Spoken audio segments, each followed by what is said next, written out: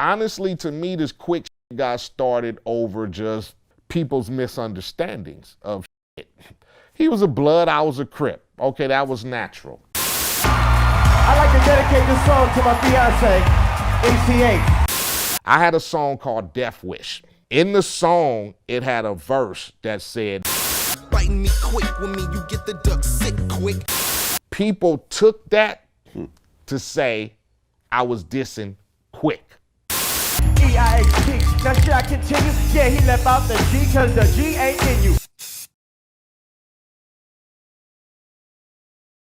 In the 1980s, hip-hop was one of the fastest growing genres, especially with the introduction of gangsta rap. New York City is the mecca of hip-hop and dominated the scene with groups like Run DMC, Beastie Boys, and rappers like LL Cool J, Big Daddy Kane, Eric B., Rakim, and many more. During this time, the West Coast started making a stamp on the hip-hop scene with the rise of rappers like Too Short, MC Hammer, Ice-T, and more. By the late 80s, the West Coast completely took over hip-hop with the emergence of NWA, making gangsta rap a household global phenomenon. LA was on fire. The city that took the rap world by storm was Compton. Compton is one of the most notable cities in hip-hop history and can be viewed as one of the most iconic hip-hop cities of all time. Two rappers that would emerge in the mid-80s in the city of Compton by the names of DJ Quik and MC Eiht. These two would end up being involved in one of the most notorious hip-hop beefs of all time, but to get a better understanding of this beef, we must start from the beginning of their careers. David Marvin Blake, better known as his rap name DJ Quik, was born on January the 18th, 1970, hailing from Compton, California. DJ Quik was raised on the west side of Compton on 436 West Spruce Street. Compton was a gangland throughout Quik's childhood, so it wouldn't take long for him to end up getting involved in that lifestyle. DJ Quik eventually became a member of the Treetop Piru, aka Treetop Bompton Piru, aka the West Side Trees. The Treetop Piru are located in the west side of Compton in the northern region south of Rosecrans. DJ Quik grew up in the Treetop Piru territory. Quik grew up without a father, but was always interested in making music. Quik received a turntable for his 8th grade graduation and began working on his own homemade mixtape cassettes. At the age of 16, Quik dropped out of high school after his mother lost the house due to a foreclosure. Eventually, his mother moved to Louisiana, but Quik stayed in Compton, being homeless for around 3 years. In 1987, Quik decided to start DJing and selling his homemade mixtapes around Compton, and this is when he would begin gaining a following for his mixtapes, most notably the Red Tape, released in 1987. His rap name, DJ Quik, is spelt without the C, to represent the Treetop Piru Bloods, but a lot of Bloods would have let the name Quik with the C slide because it has a CK in it, which stands for Crip Killer. During this time, another rapper in Compton who went under the stage name MC Eiht was also pursuing his rap career.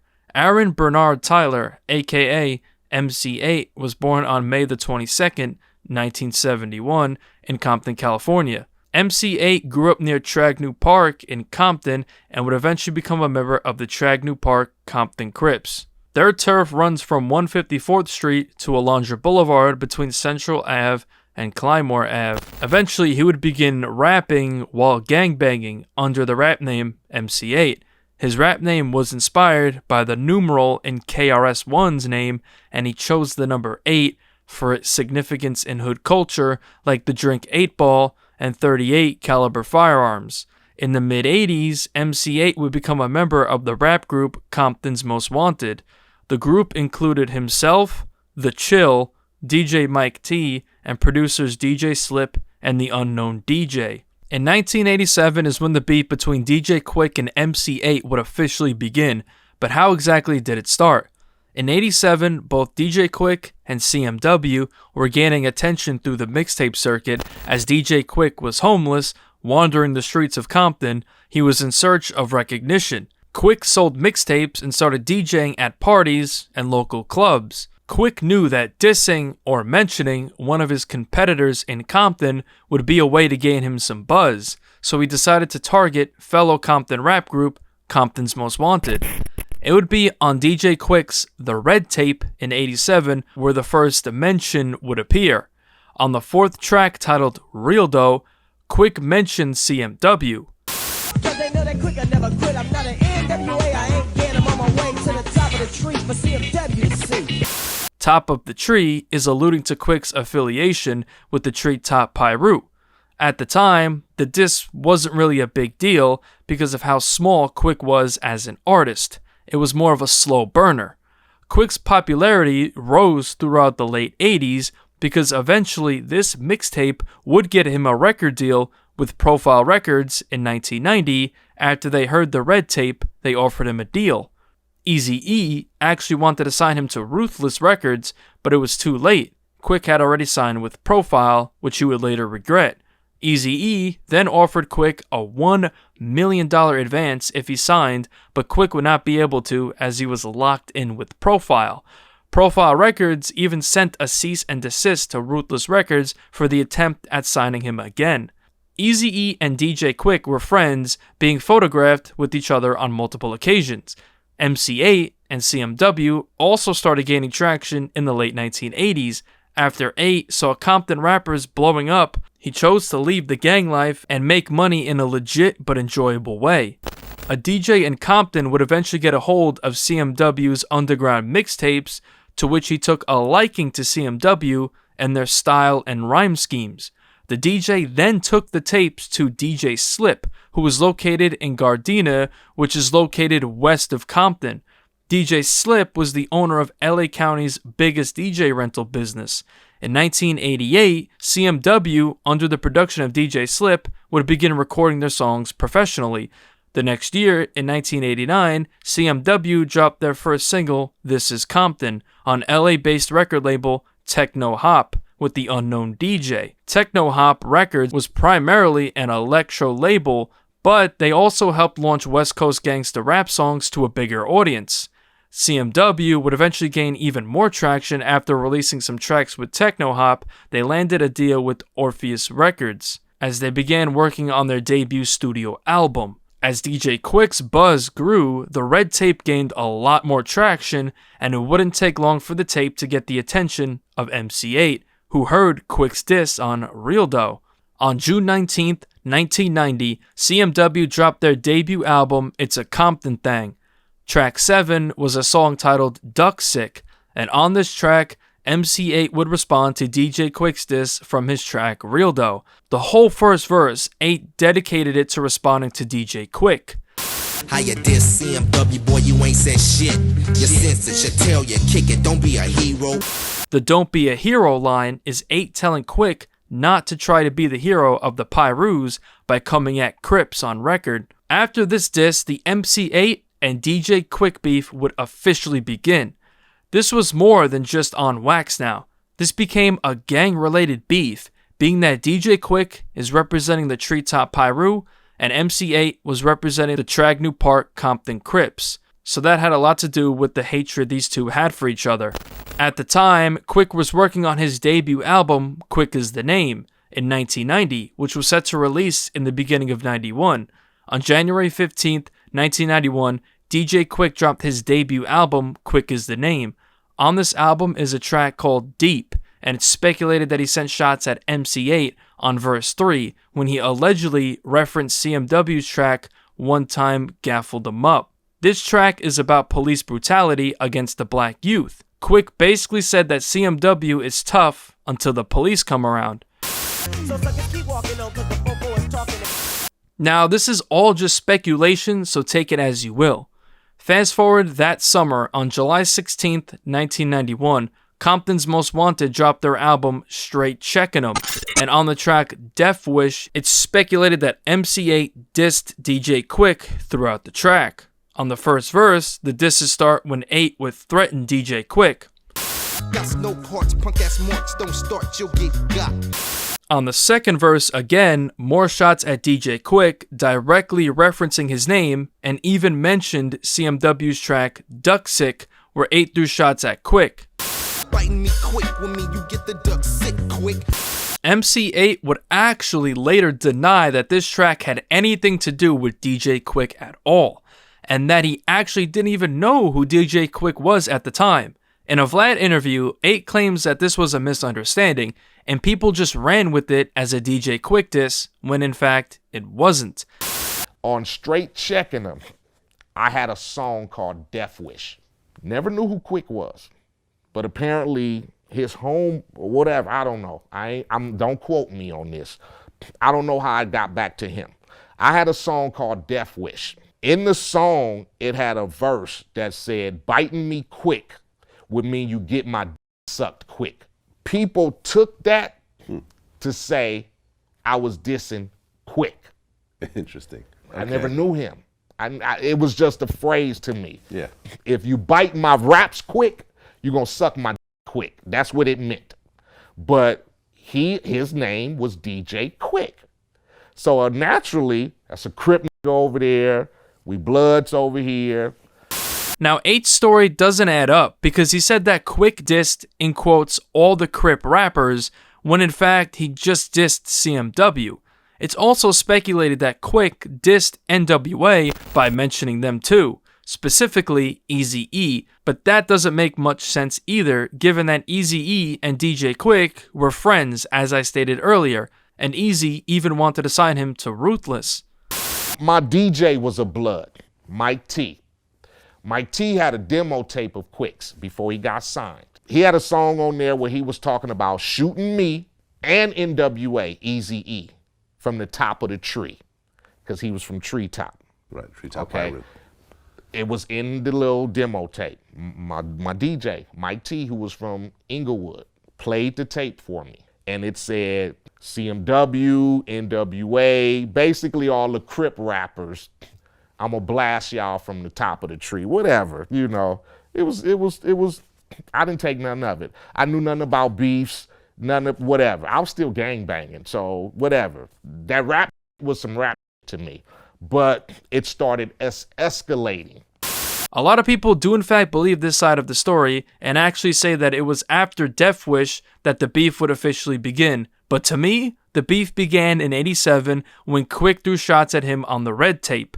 There's no denying that Eiht did in fact diss DJ Quik on Duck Sick, which dropped a year before Death Wish, so Eiht's story doesn't really add up in the timeline here. DJ Quik would hear MC Eiht's diss on Death Wish, so of course, he was going to respond, and on July 21st, 1992, DJ Quik dropped his second studio album, Way Too Funky, and on 2 of the tracks on the album, he dissed MC Eiht. On the title track itself, Way Too Funky, Quik dissed MC Eiht throughout the track. The first verse starts off with subliminal shots. Until you mark fools thinking you wanna fade me, I'm running the underground, so fool, you're crazy. Verse 2, he directly references CMW's track Death Wish, where Eiht dissed Quik. But to you suckers in my city claiming I got a death wish, you should try again, fool, you ain't hitting near this. On the closing track, The Last Word, Quik pays homage to all his homies, and at the end, addresses some beefs. Quik got really disrespectful when addressing MC Eiht. And all the rappers from Compton, except one, a no-rapping monkey face, one hit, having simple-minded punk ass nigga from CMW. Of course, MC Eiht was going to hear this, so later that year, on September 29th, 1992, CMW dropped their album Music to Drive By, and then on a couple of songs, Eiht goes back at DJ Quik. On the track Duck Sick 2, he goes at DJ Quik throughout the entire track, mocking him for making party songs and rapping with the high pitch. Get a grip, do it quick.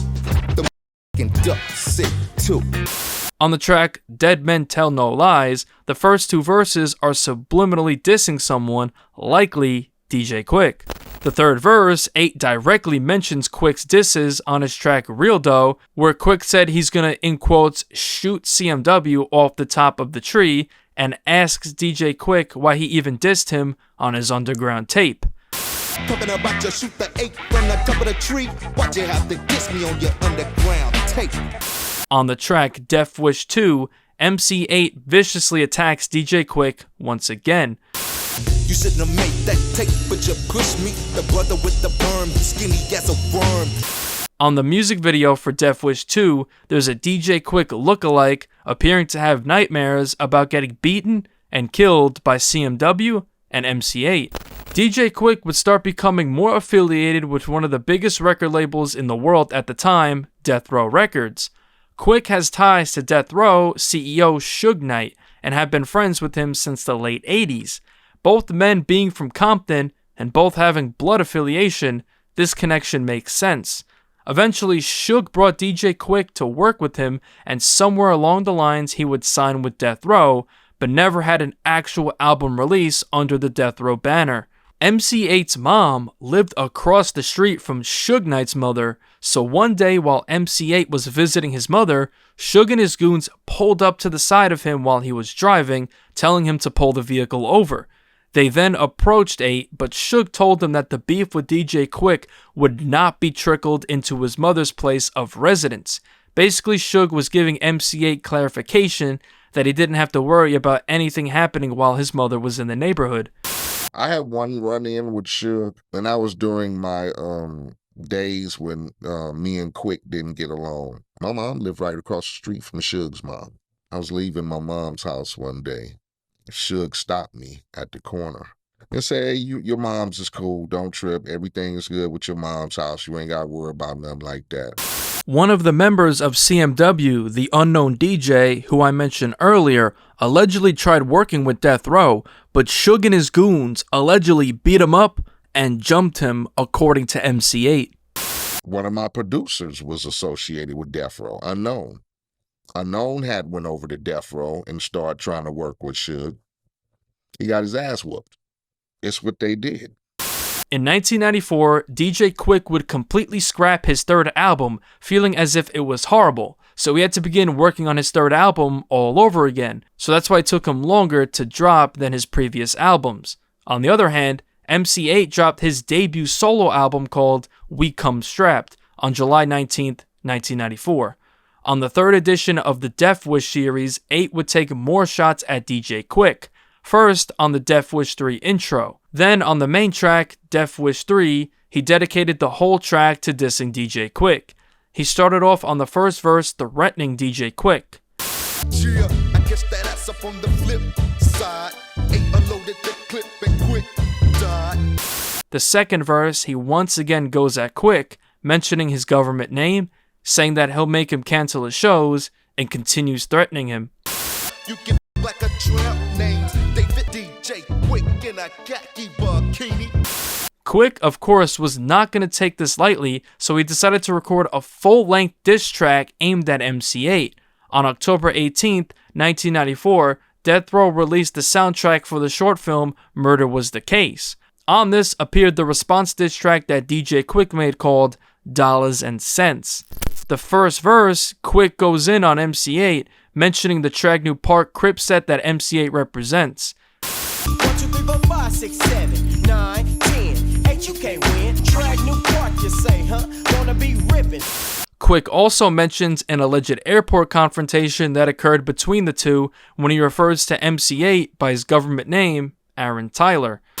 Now, Aaron Tyler, tell me why you seem so tame when I caught you at the airport shaking like a crap game.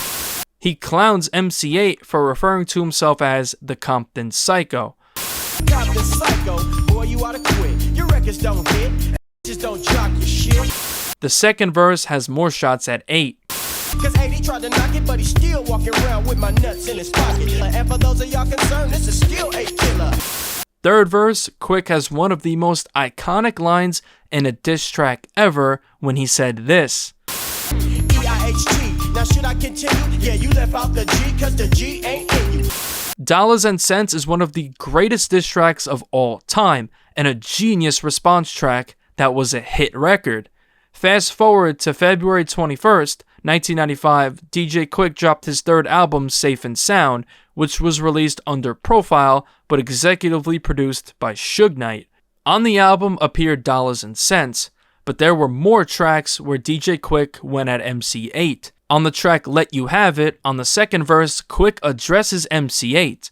This time, Quik referenced the line that started all of this beef on Real Dough off the Red Tape, where he said, "To the top of the tree." Well, Quik actually claims that this was not a diss, just Quik letting CMW know that he was on the come up.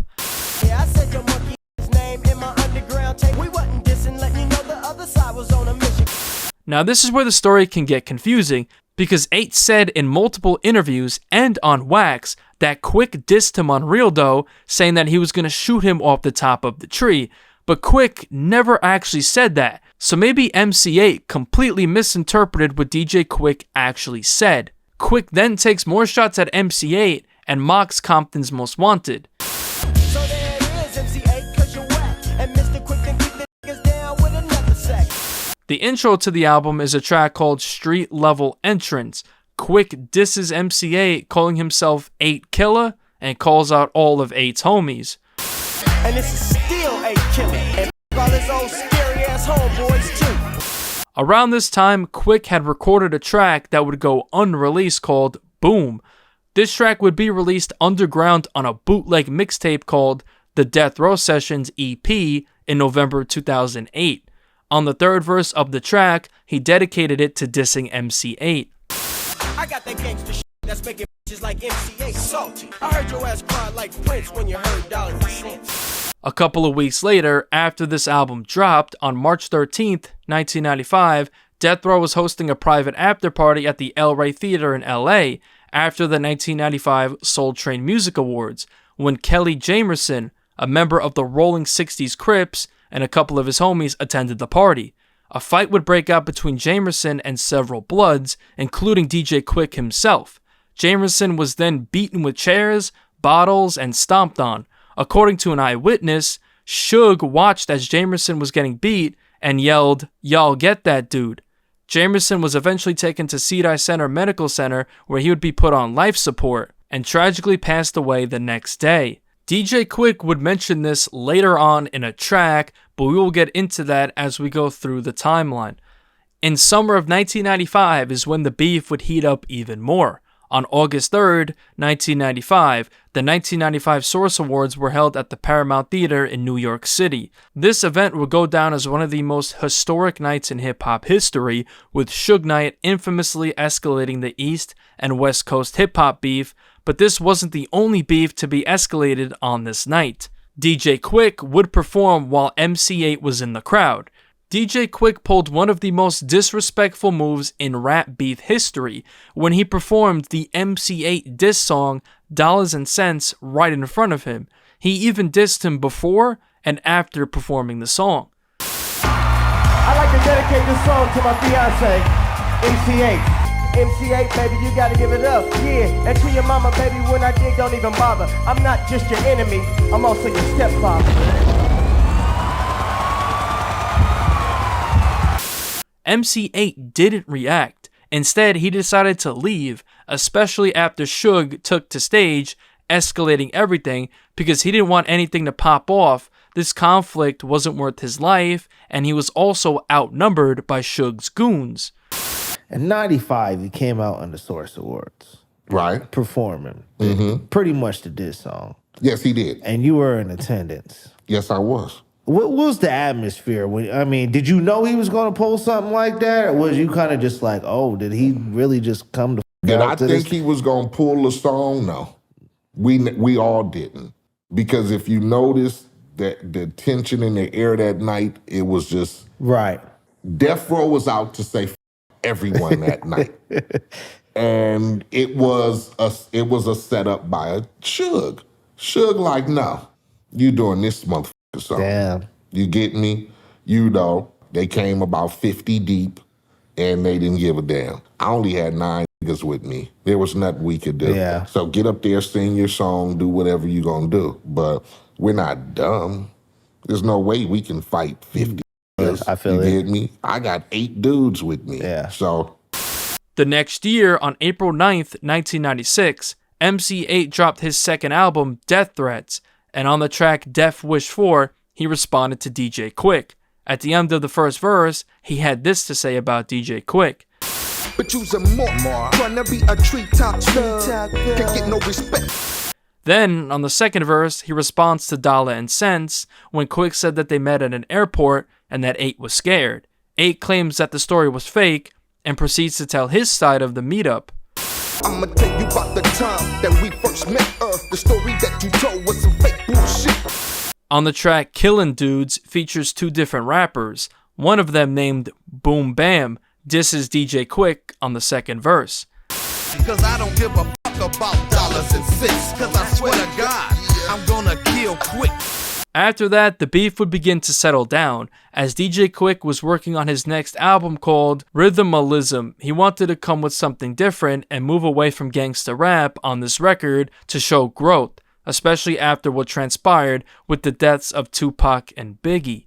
On July 14th, 1998, DJ Quik dropped the first single for his upcoming album called Use It Gangsta. On the second verse, DJ Quik mentions MC Eiht, saying that he used to have beef with him, meaning in his eyes, there is no more beef. Then Quik details the incident at Club El Rey I mentioned earlier, where a rolling 60s Crip got beaten to death by Quik's goons and the rest of Suge's goons, but he refers to the man, Kelly Jamerson, as one of Eight's homies, insinuating that the attack might have been done by one of Eight's homies as a retaliation. Like I used to have a beef with this cat named Eiht, and his homies approached me at the Club El Rey. What was I to do? I'm on stage and I'm doing my thing.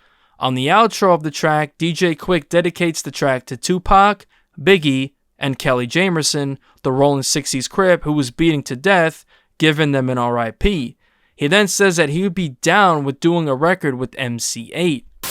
And to MC Eiht, when you get your head together, maybe we can do a record. Feel me? After this, there would be no more disses between the two, and the beef was squashed. On July 21st, 1999, both DJ Quik and MC Eiht appeared alongside each other for an interview on BET. Fast forward nearly 20 years later, on April 20th, 2017, DJ Quik and Jason Martin dropped their album Rosecrans, and on both of the tracks Central Ave and Funny How Dudes Gon' Change Things, MC Eiht is featured. So there you have it, the full timeline of DJ Quik versus MC Eiht. Who do you think won? DJ Quik or MC Eiht?